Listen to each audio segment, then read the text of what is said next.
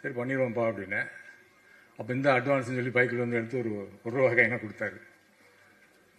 அதுக்கு பிறகு 25 வருஷம் ஆயிடுச்சு. திடீர்னு ஒரு நாள் அலுவலகத்துக்கு வந்து, இப்போ நீ என்ன பெரிய இயக்குனரெலாம் ஒர்க் பண்ணிட்டா ஏன் கூட பண்ணுவியான்னு கேட்டார். நான் சொன்னேன், அந்த அட்வான்ஸ் இன்னும் அப்படியே தான் இருக்குது, பாப்பா நம்ம பண்ணுவோன்னு சொல்லிட்டு அந்த படம் ஆரம்பிச்சிச்சு. ஒவ்வொரு படம் நம்ம எடுக்கும்போது அந்த படத்தில் யாராவது 2 பேர் நமக்கு நெருக்கமாக ஆவாங்க.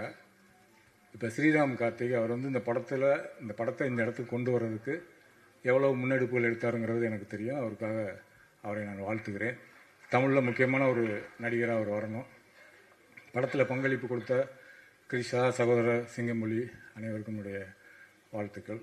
இன்னொரு முக்கியமான ஒருத்தரை பற்றி நான் சொல்லணும் அப்படின்னா, தயாரிப்பாளர் அர்ஜுன் அவர்கள். கடந்த 2 வருஷத்தில் அவர் நிறையா முறைகள் நாங்கள் பேசி ஒரு நல்ல நண்பராக அவர் மாறிட்டார். ஊரில் வந்து மழை பெய்யும் போது இடி இடிச்சுன்னா என்ன சொல்லுவாங்கன்னா, அர்ச்சனனுக்கு பேர் பத்து, அர்ச்சனனுக்கு பேர் பத்துன்னு சொல்லுவாங்க. ஏன்னா அந்த பேரை சொன்னால் அந்த பயம் வராது, அந்த இடி விலகி போயிடணும். அது மாதிரி இந்த கடந்த 2 வருடங்கள் பல இடிகளை அவர் தாங்கி இந்த இடத்துக்கு இந்த படத்தை கொண்டு வந்திருக்காரு அப்படின்னா அது ரொம்ப பெரிய சாதனை. அது சினிமா மேலே இருக்கக்கூடிய அவருக்கு அன்பும் அந்த கலை மேலே அவருக்கு இருக்கக்கூடிய ஆர்வம் தான் காரணம்னு நான் நினைக்கிறேன். இந்த படம் பண்ணணும்னு சொல்லும்போது எனக்கு இருந்த ரொம்ப ஆர்வத்தை கொடுத்த ஒரு விஷயம் என்னென்னா, இந்த படம் ஊட்டியில் நடக்க போகுது அப்படின்னு.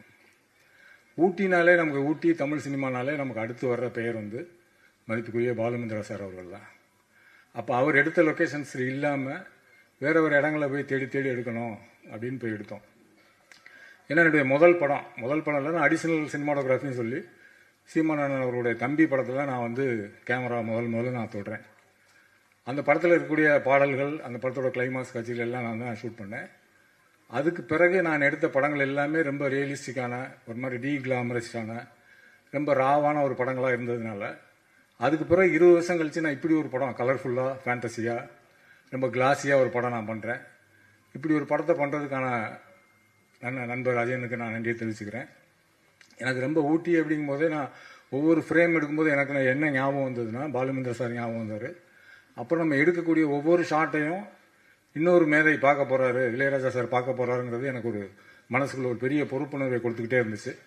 அதனால் அந்த ஷாட், ஏன்னா இந்த ஷாட்டு வந்து மிடாஸ் டச்சுன்னு சொல்லுவாங்க, ஒரு விஷயத்தை தொட்டவுன்னு அது பொண்ணாக மாறிடும்.